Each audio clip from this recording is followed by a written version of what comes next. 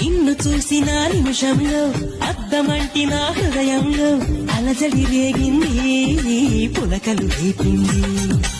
ఎంత చెప్పినా వినకుండా ఏరులాగా నా మనసంతా గలగల పారింది, ఉరకలు వేసింది.